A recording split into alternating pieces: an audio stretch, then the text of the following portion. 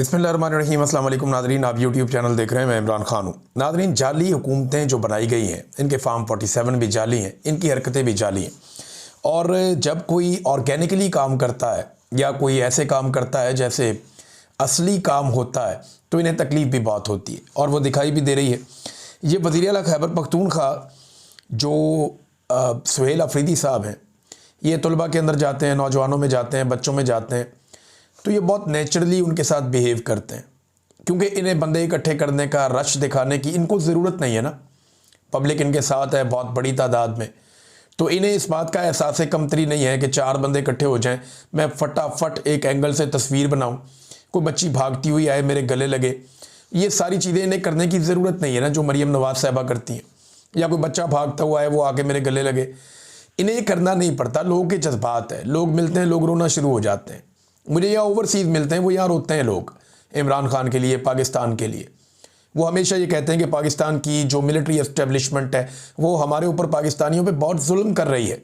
वो ये कहते हैं कि पाकिस्तानी इंशाल्लाह एक दिन जान छुड़वा लेंगे और वो इसके लिए दुआएं भी करते हैं। तो एक तरफ एक पॉलिटिकल पार्टी है जो बहुत मकबूल है, उसे ड्रामे करने की ज़रूरत नहीं है।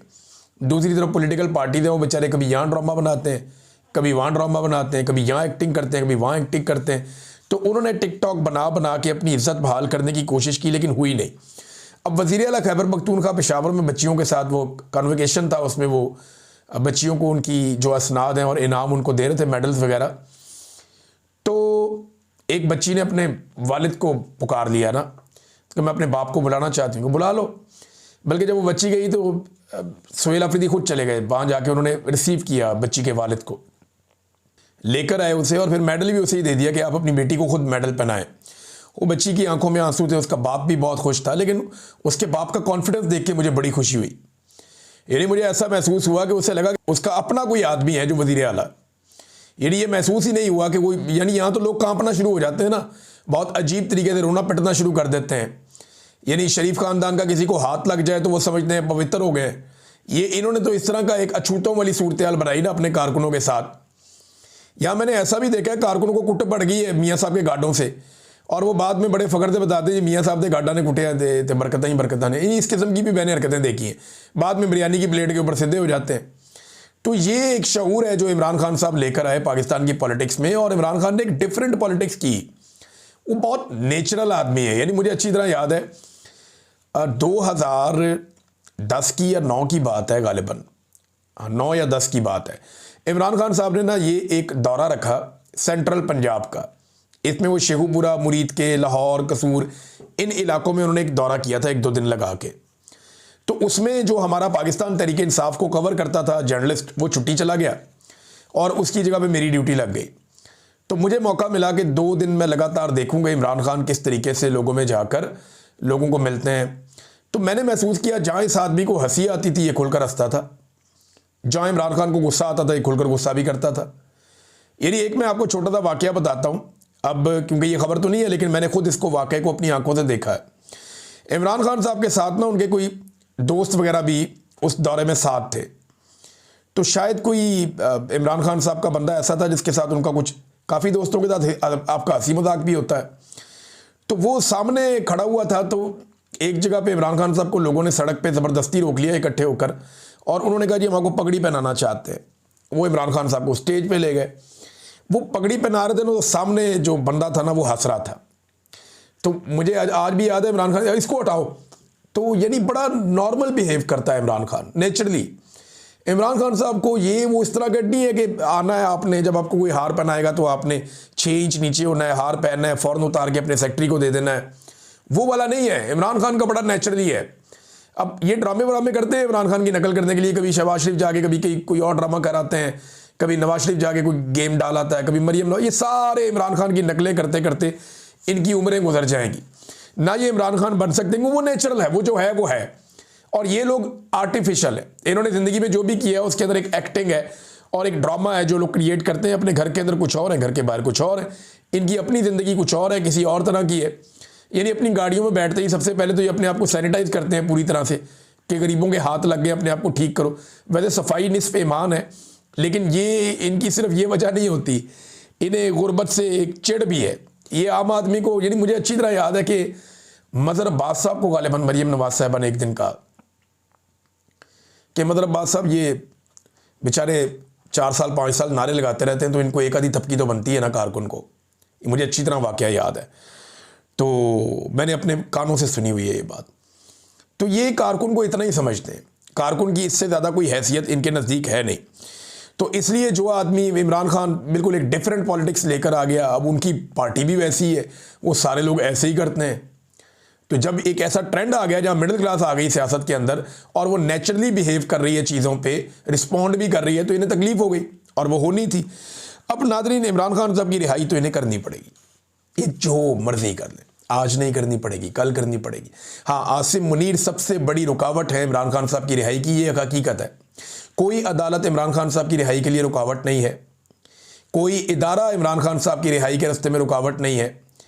सिर्फ इमरान खान और कोई हुकूमत इमरान खान साहब की रिहाई के रास्ते में रुकावट नहीं है, सिर्फ आसिम मुनीर साहब इमरान खान साहब की रिहाई के रास्ते में रुकावट है।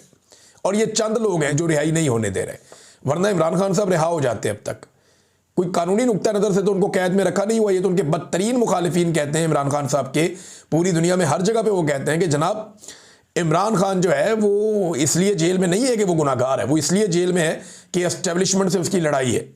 और आसिम मुनीर नहीं छोड़ेंगे इमरान खान को, लेकिन छोड़ना तो पड़ेगा, ये आज नहीं तो कल छोड़ना पड़ेगा। और ये मुझे ऐसा लगता है कि आनन फानन सब होगा और इन्हें छोड़ना पड़ जाएगा। और 2024 के इलेक्शन में जिसने गंद मारा है ना 2024 के इलेक्शन में, उन सब का एहतसाब होगा, उन सबको एक दिन जवाब देना पड़ेगा। ये जितने अफसर हैं या सरकारी मुलाजिम हैं जिन्हें बड़ा शौक है ना सियासत करने का, ये सारे आपको मुस्तकबिल में रायवंड के बाहर या बिलावल हाउस के बाहर बैठे हुए आपको नजर आएंगे और इनकी कोई औकात रह नहीं जाएगी। आज यानी आप अंदाजा कर दें इमरान खान को इर्रेलिवेंट करते करते कहाँ पहुंच गए। और अब तहरीके तहफ़्फ़ुज़ आईन पाकिस्तान वाले पंजाब जाना चाह रहे हैं, उन्होंने जीटी रोड के रास्ते जा रहा है। 4 साल गुजर गए इनको रिजीम चेंज ऑपरेशन किए हुए, लगभग 4.25 साल हो गए। 4.25 साल के बाद आज भी इनकी औकात ये है कि इन्हें पूरे पंजाब में क्रैकडाउन करना पड़ता है कोई भी पॉलिटिकल एक्टिविटी शुरू होने से पहले। ये अब तक लोगों के दिल में जगह नहीं बना सके, ये अब तक लोगों के बीच में पेनिट्रेट नहीं कर सके, इनकी औकात ही नहीं बची, ये कर ही नहीं पाएंगे, इनसे होगा ही नहीं। और ये नहीं कर पाएंगे, ये सबको समझ आ गई है, इनके जाने का वक्त है। आप समझें, आप ये आज नहीं तो कल चले जाएंगे, क्योंकि एक चीज भी ये नहीं संभाल सके इस मुल्क की। यानी जिन लोगों को लाया गया जाली फार्म 47 के ऊपर, वो लोग बिल्कुल नालायक, निकम्मे और नखट्टू साबित हुए, नाअहल साबित हुए। वो वैसे तो इलेक्शन नहीं लड़ सकते थे, पब्लिक में भी फारिग हो गए, लेकिन उन्होंने कोई एक काम करके नहीं दिया इस मुल्क के अंदर, अवाम के अंदर वो थोड़ी सी भी जगह नहीं बना पाए। इमरान खान साहब ने जेल से बैठ के एक शख्स को कहा कि ज़हनी मरीज है, पूरा निज़ाम साबित करने पे तुला हुआ है कि हाँ वो वाकई ज़हनी मरीज है। रोजाना कोई ना कोई ऐसा काम कर देते हैं जिसमें पूरा निज़ाम ये गवाही देता है कि इमरान खान ने जेल से बैठ के जो कहा वो ठीक कहा। यानी कभी DGISPR की प्रेस कॉन्फ्रेंस, या तो क्या कोई बनता है, आप उठ के सियासी प्रेस कॉन्फ्रेंस कर रहे हैं और अजीब तरीके की आपकी बॉडी लैंग्वेज है जो किसी प्रोफेशनल सोल्जर की हो ही नहीं सकती। कभी इंडिया में देखा आपने किसी को ऐसे प्रेस कॉन्फ्रेंस करते हुए? कभी बांग्लादेश में देखा किसी फौजी को ऐसे प्रेस कॉन्फ्रेंस करते हुए? कभी आपने अमेरिका में, यूरोप में, बरतानिया में, इवन आपने कभी यहां पे ईरान के अंदर देखा है ऐसी प्रेस कॉन्फ्रेंस करते हुए? कोई डेकोरम होता है, कोई रिस्पेक्ट होती है, कोई एक सोल्जर की बॉडी लैंग्वेज होती है। आज़रबाईजान की मिसाल ले लें, आप दुनिया के किसी मुल्क की मिसाल ले लें, कहीं पे आपको इस किस्म का कोई फौज का तर्जुमान आपको प्रेस कॉन्फ्रेंस करता हुआ नहीं दिखेगा जैसी प्रेस कॉन्फ्रेंस ओपन पाकिस्तान के अंदर हो रही है। बहरहाल ये टके का काम नहीं कर सके और अब एक दूसरे पे मड स्लाइडिंग, यानी हम तो गंदे हो गए, दूसरों को भी गंदा करो। और दूसरों को गंदा करने का सबसे आसान तरीका ये होता है कि उसको फंसाओ। कल DGISPR ने कहा कि तालिबान से उन्होंने गिला किया, TTP से, कि वो PTI के ऊपर अटैक क्यों नहीं करते। वो PTI ने बताया जी हमारे दर्जनों लोग शहीद हो गए। उन्होंने रिकॉर्ड निकाल के सामने रख दिया कि ये अपना रिकॉर्ड दुरुस्त कर लें आप। और आज जनाब बड़े बड़े TV चैनल के अंदर प्रोग्रामों में बिठा के PTI के लोगों को ज़बरदस्ती उनको कहा जा रहा है, अच्छा जी आप खुले लफ्ज़ों में मजम्मत करें और आप ये कहें कि तहरीके तालिबान पाकिस्तान दहशतगर्द है। भाई 1000 दफ़ा PTI कह चुकी है। यानी दीवार के साथ लगा के उन्हें कह रहे हैं जी आप कहें कि तहरीके तालिबान पाकिस्तान दहशतगर्द है। इधर से उन्हें फौज भी मार रही है, उधर से उन्हें तालिबान भी मार रहे हैं, वो बीच में पिसे हुए हैं। और उनको बैठा के टीवी चैनल के ऊपर एंकर्स कह रहे हैं कि जनाब तुम कहो कि ये दहशतगर्द है और वो भी दहशतगर्द है और ये भी है। तो उस पर उसने जवाब बहुत ठीक दिया शफीउल्लाह जान ने। उसने ये बार बार कहा कि टीटीपी समेत हर वो गिरोह या हर वो तबका जो रियासत के खिलाफ हथियार उठा लेता है वो सारे दहशतगर्द हैं।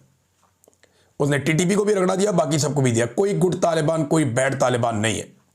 ये नहीं हो सकता कि आप तालिबान के एक हिस्से को कहें ये गुड तालिबान है, ये जब पकड़े जाएंगे हम इनको छुड़ा कर ले जाएंगे। ये फौजियों ने बताया, रिटायर फौजियों ने बताया, या बरतानिया में एक रिटायर फौजी उन्होंने बताया। उन्होंने कहा जी वो हमने ऑपरेशन करके पकड़े तालिबान, कोई दहशतगर्द हमने पकड़े, हमसे छुड़वा के बाद में वो एजेंसियां छुड़ा के ले गई। हम अपनी जान पे खेल के पकड़ते, वो छुड़ा के ले गए और वो हम पे गोलियां चला रहे थे, हमें मार रहे थे। ये बार बार इस तरह की खबरें अंदर से ही आ रही है, हम तो नहीं दे रहे, इदारे के लोग बता रहे हैं, हम तो ये नहीं बता रहे। और ये अली अमीन गंडापुर ने बताया, खैबर पख्तूनख्वा की पुलिस ने बताया, बार बार बताया। मसला ये है कि खैबर पख्तूनख्वा के लोग खासतौर पे कबायली वो ये समझते हैं कि तालिबान का एक जत्था, एक ग्रोह और पाकिस्तान की एस्टेब्लिशमेंट ये मिलकर हमारे वसाइल पर कब्जा करना चाहते हैं और हमें एक मरतबा फिर हमारे घरों से दरबदर करना चाहते हैं। इनकी मईशत तो चल जाएगी, हमारा बहुत ज़्यादा नुकसान हो जाएगा। अभी अगर पीटीआई अनाउंस कर देना कि वो कोई मार्च करने जा रहे हैं, ये सारे शहर खुद ही कंटेनर लगा लगा के बंद कर देंगे। आज भी इनकी ये औकात है कि इमरान खान साहब के एक स्टेटमेंट से या एक बात से ये इतने खौफजदा हो जाते हैं और पल्ले इनके कुछ नहीं है। इन्होंने पाकिस्तान की हालत क्या की है, ये पौने 4 साल जो है ना, ये नाकामी की एक दास्तान है। पॉलिश के अलावा इन्होंने हर शोबे के अंदर बदतरीन कारकर्दगी दिखाई है। पहले ये कहते थे ये सी पैक गेम चेंजर है, बड़ा लंबा अरसा इन्होंने कौम को 20 साल इन्होंने सी पैक का चूना बेचा। इन्होंने कहा जी game changer game changer game changer, और गेम चेंजर तो नहीं हुआ, उसका पैसा लेकर खा गए। ऐसे मनसूबों में लगा दिया जो अब हम पूरे ही नहीं कर पा रहे। कोई ट्रेन लेके आ गया ऑरेंज, अब उसका हर महीने पैसे देने पड़ते हैं। कोई जंगला बस लेके आ गया, उसके पैसे देने पड़ते हैं। कोई लेकर आ गया जनाब कोयले का पावर प्लांट लगाएंगे, उसने आलूदगी करके बेड़ा गर्क कर दिया सारे माहौल का। कोई कमीशनें खा गया। इन्होंने वो तबाहियां फेरी, ऐसे प्रोजेक्ट लेकर आए जो बिल्कुल कमाई करके नहीं दे रहे थे। तो उससे क्या हुआ कि इन्होंने जो चाइना से पैसा मिला उसको अल्लल्ले तल्लल्लों में इन्होंने ज़्यादातर उड़ा दिया। अब जनाब पहले कहते थे सी पैक गेम चेंजर है, जब उसको तबाह बर्बाद कर दिया तो अब कह रहे हैं जी माइंस एंड मिनरल्स का जो बिल आ रहा है ना, ये गेम चेंजर है। यानी अब हम पाकिस्तान के जितने मादनियात हैं, मादनी ज़खायर हैं, वो बेचेंगे हमारे लिए, ये गेम चेंजर है। हद हो गई वैसे इनकी। भाई पाकिस्तान के पास वेनेजुएला से ज़्यादा तो मादनियात नहीं है ना, हमारे पास ज़्यादा ज़खायर उनसे ज़्यादा तो नहीं है ना। उनकी तो गेम चेंज नहीं हुई, तो हमारी मादनियात से गेम कैसे चेंज हो जाएगी?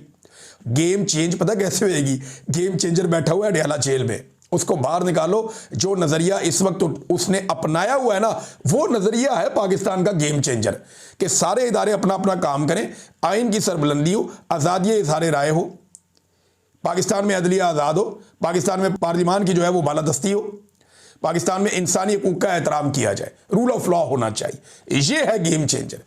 ना ये गेम चेंजर होना है सी पैक से, ना ये गेम चेंजर होना है मादनियात से। अभी कोई वो वज़ीर दिफा कह रहे थे कि जनाब गेम चेंजर एक और भी उन्होंने बताना शुरू कर दिया। उन्होंने कहा जी हम अपने तैयारे बेचेंगे, जो जेट तैयारे चाइना के साथ मिलकर हम बना रहे हैं ना, फाइटर जेट, अब हम वो बेचेंगे दुनिया को। वो सऊदी अरब के साथ भी ये खबर आई है। वैसे ये खबर अगर हो जाता है तो बड़ी अच्छी बात है, सऊदी अरब को हमने बहुत पैसा देना है और अब ये कहते हैं कि हम तैयारों के साथ ये पैसे एडजस्ट कर लेते हैं। लेकिन सवाल एक पैदा होता है ना कि सऊदी अरब के अमेरिका के साथ बड़े शानदार ताल्लुकात हैं। सऊदी अरब और अमेरिका ऐसे हैं, वहाँ डोनाल्ड ट्रंप के साथ बेहतरीन ताल्लुकात हैं मोहम्मद बिन सलमान के। तो क्या अमेरिका ये बर्दाश्त करेगा कि मोहम्मद बिन सलमान अमेरिकी हथियारों को छोड़कर पाकिस्तान और चाइना से हथियार खरीदें? देखें ये बड़ा ट्रिकी क्वेश्चन है, इसका जवाब अभी हमारे पास नहीं है। लेकिन अगर पाकिस्तान कामयाब हो जाता है अपने तैयारे उन्हें देने के, यानी जब तक हमारे ऊपर कर्जा चढ़ा हुआ है, हमने इतना पैसा देना है सऊदी अरब का, हमारे ऊपर उनका कर्जा है अरबों डॉलर का, तो अगर उसके बदले में कुछ तैयारे एडजस्ट हो जाते हैं तो ये होगा तो अच्छा ही, लेकिन होगा कैसे भाई? अमेरिकन अपने तैयारों के अलावा अपने गाहकों को कुछ और खरीदने नहीं देंगे। अमेरिकन सिर्फ अपना हथियार खरीदने देंगे। अमेरिका के साथ उनके दिफाई मुआहदे हैं बड़े तगड़े सऊदी अरब के। ये कहानी तो सुना दी ख्वाजा आसिफ ने, लेकिन इसकी हकीकत क्या है ये भी हम कुछ कह नहीं सकते। भारत ने एक स्टेटमेंट दिया नाज़रीन, बड़ा ही घटिया स्टेटमेंट आया भारत की तरफ। भारत ने कोई रियासत ने नहीं दिया, उनके तजियाकार बार बार ये बात कर रहे हैं। भारतीय तजियाकार कहते हैं जी जैसे वेनेजुएला के सदर को उठा के ले गया ना अमेरिका, वैसे ही हम पाकिस्तान से आसिम मुनीर को उठा के ले जाते हैं। क्यों? हलवा है, खाला जी का वाड़ा है, आओगे आके यहाँ से उठा कर ले जाओगे आसिम मुनीर को? ऐसे नहीं होगा भाई। पहले अपना जो है वो जहाज़ों का मलबा उठा के ले जाओ जहाँ जहाँ पे वो गिरा हुआ है, तो जहाज़ों का मलबा उठा लो। हमें पाकिस्तान में आसिम मुनीर साहब की सियासत में मुदाखलत और आइन और कानून की धज्जियाँ उड़ाने और इंसानी हकूक़ की पामालियों पे बेशक हमें बहुत तहफ़्फ़ुज़ात हैं, बहुत गुस्सा है, लेकिन हम यहाँ करेंगे जो करना होगा पाकिस्तान के अंदर, और इंशाल्लाह हम यहाँ पे हर उस आदमी को सज़ा देंगे जो आइन तोड़ेगा, जो गद्दारी करेगा। इंडिया ज़रा जो है ना वो इस मामले से बाहर ही रहे, तो आओगे उठा के ले जाओगे, हम आपको कहेंगे हैप्पी बर्थडे टू यू, तो ऐसे नहीं होना।